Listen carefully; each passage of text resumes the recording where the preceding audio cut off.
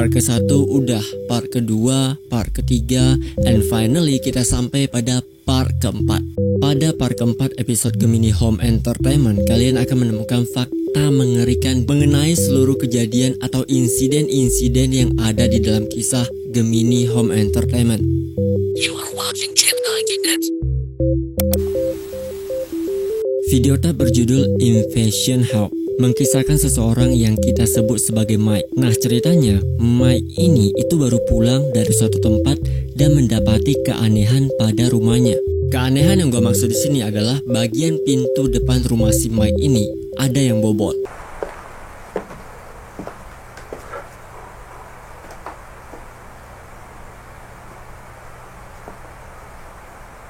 Mike merasa panik, tapi ia memberanikan dirinya untuk masuk ke dalam rumah untuk ngecek seluruh kejadian di dalam rumahnya itu seperti apa. Tapi pas dia cek ke dalamnya, dia tidak menemukan siapapun. Ada momen ketika si Mike masuk ke ruangan cuci baju. Di sini ia tiba-tiba mendengar suara seseorang.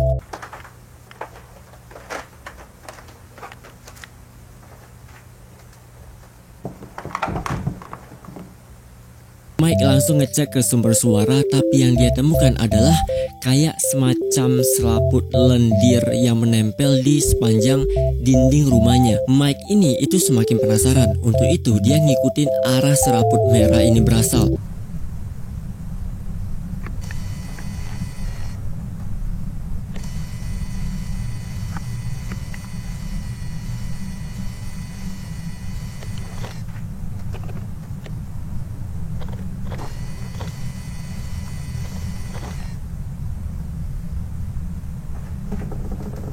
Nah, yang paling menarik dari video ini adalah bagian judulnya, Home Invasion Help, yang menandakan suatu kondisi akan menjadi bahaya bukan dikarenakan ada seseorang atau manusia yang masuk ke dalam rumah, melainkan sesuatu yang terlihat mirip seperti seraput merah yang memasuki rumah seseorang. Kalau misalnya seraput merah ini sampai masuk ke dalam rumah, maka yang terjadi adalah persis banget seperti di dalam video.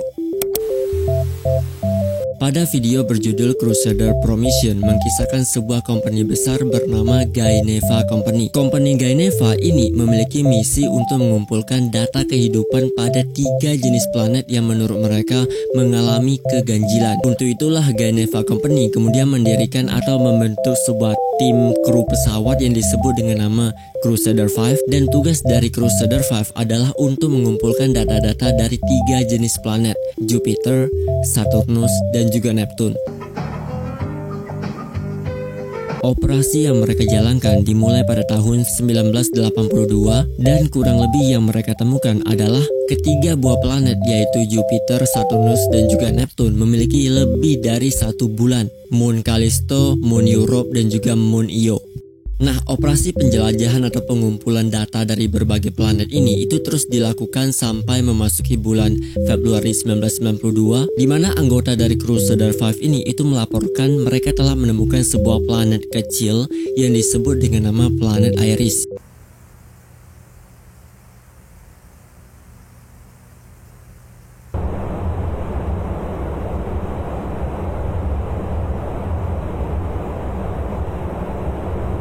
Dan juga memiliki 4 buah bulan. Di antaranya ada Moon Umblic, Moon Yukos, Moon Macula, Moon Vitrus. Karena pusat Gaineva itu penasaran dengan data yang dilaporkan oleh Crusader 5, mereka kemudian mengubah misinya, di mana Crusader 5 yang tadinya cuma disuruh untuk ngefoto-foto beberapa planet, Crusader 5 memiliki misi untuk masuk ke dalam planet Iris, dan di luar dugaan ternyata planet Iris memiliki tatanan bentuk yang sangat creepy.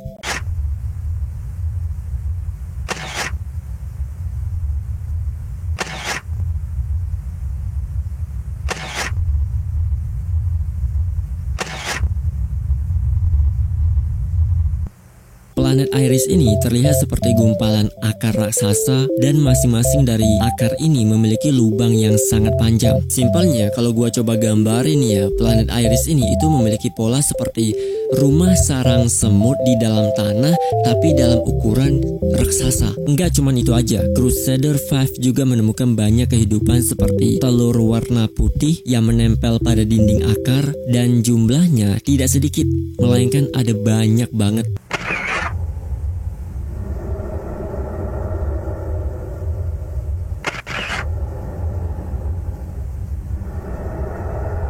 Lanjut pada tanggal 6 Mei 1993, pesawat Crusader 5 yang sedang pangkal di lokasi bulan yang berdekatan dengan planet Iris, mereka mengalami insiden creepy.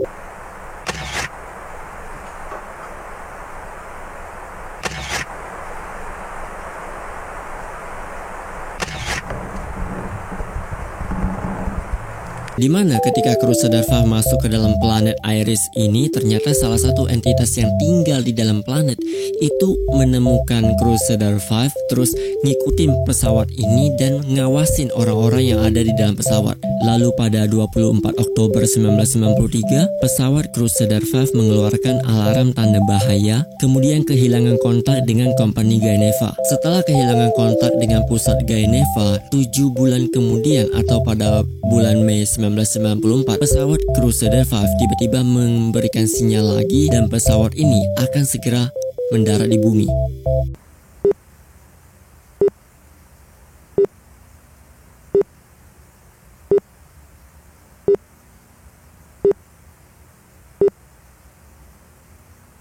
Tebakan gua ya, kayaknya seluruh kejadian insiden yang terjadi di dalam kisah Gemini Home Entertainment ini dikarenakan pesawat Crusader 5 yang datang ke planet Iris terus bawa entitas yang tinggal di sana itu ke bumi. Richard Hand mengkisahkan seorang pria bernama Glenn Arthur yang menulis atau mengirimkan sebuah surat catatan tangan kepada seorang pria bernama Curtis.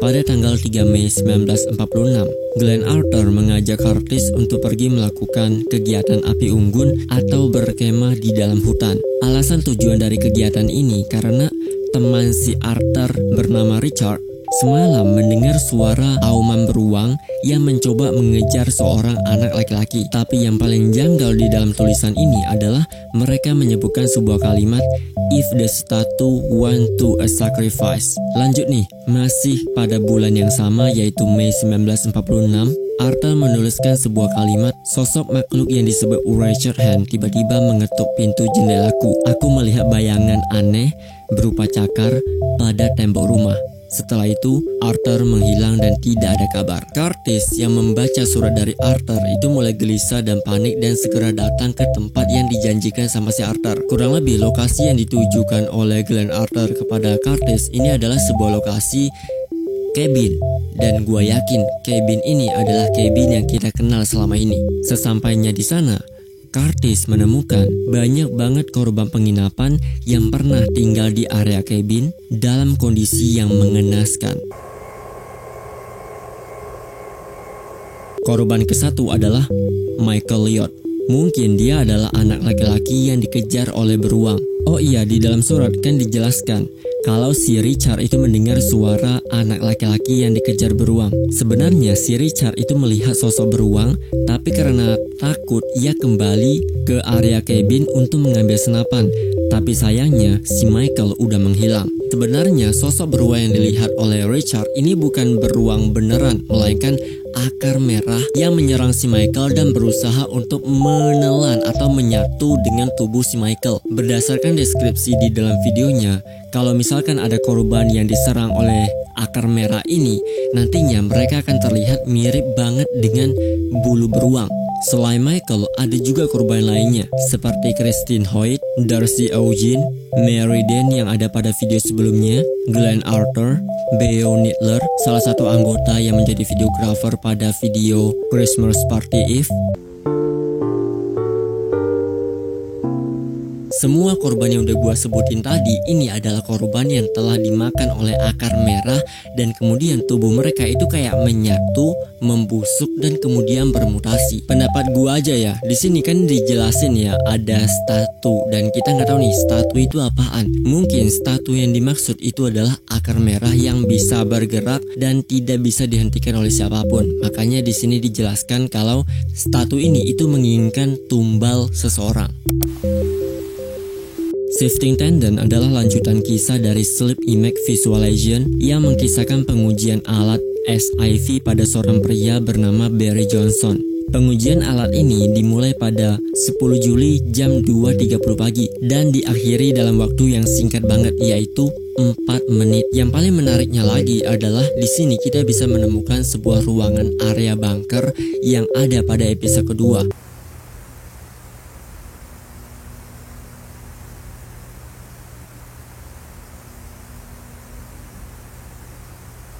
Harbinger Teknologi menciptakan bunker rahasia yang dimana di dalam bunker, di bagian bawahnya terdapat area basement atau ruangan bawah tanah. Di dalam area ini terdapat semacam fasilitas rahasia yang disembunyikan oleh Harbinger Teknologi yang digunakan untuk melakukan eksperimen pengujian SIV.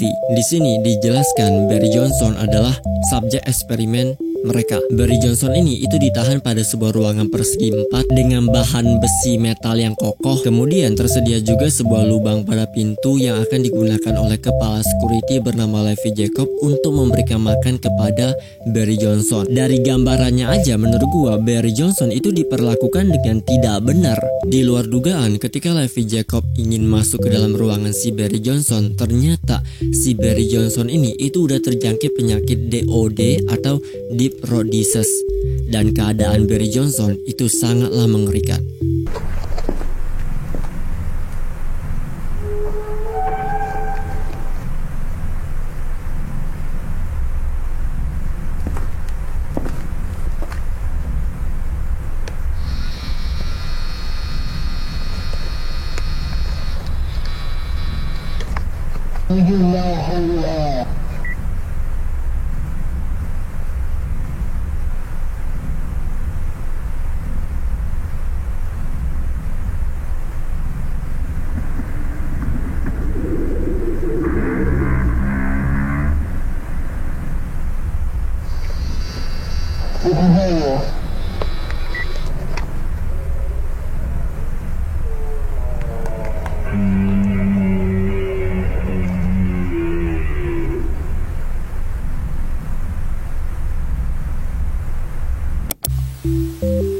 Sesuai dengan janji gua pada episode pertama, gua akan jelasin kalau video dari Gemini Home yang berjudul The Deep Blue itu akan gua bahas pada episode terakhir atau episode finalnya. Nah, ini akan gua bahas sekarang juga. Singkatnya ya, video ini adalah lanjutan dari kisah Company Gaineva. Kali ini Company Gaineva melakukan touring singkat tentang kehidupan yang ada di dalam laut. Menurut penjelasan Gaineva, laut adalah tempat paling indah sekaligus menyimpan misteri yang tidak terbatas. Gaineva juga memperlihatkan keadaan indahnya di dalam laut seperti ikan yang berputar-putar, pemandangan ikan pari.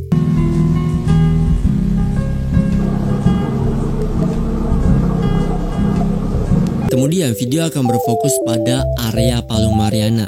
Menurut Company Gaineva, Palung Mariana adalah area yang sangat berbahaya, salah satu bagian laut yang paling dalam, dan manusia juga nggak bakalan tahu makhluk apa yang hidup di dasar laut Palung Mariana.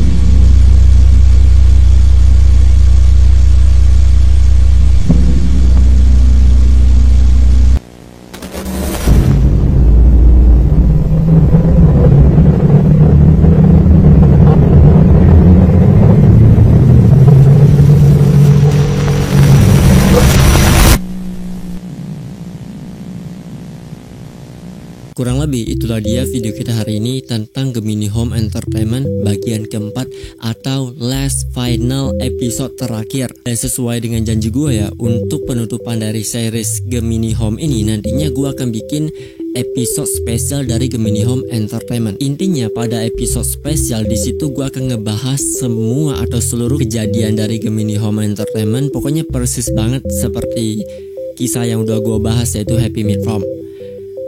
Ya, thank you banget untuk kalian semua yang udah nonton sampai pada bagian terakhir dari video ini. Silahkan like, share, dan komen apa aja di bagian kolom komentar. Kalian bisa tulis berupa teori atau masukan untuk gua video apa yang akan gua bahas pada video selanjutnya. So see you guys on the next series Gemini.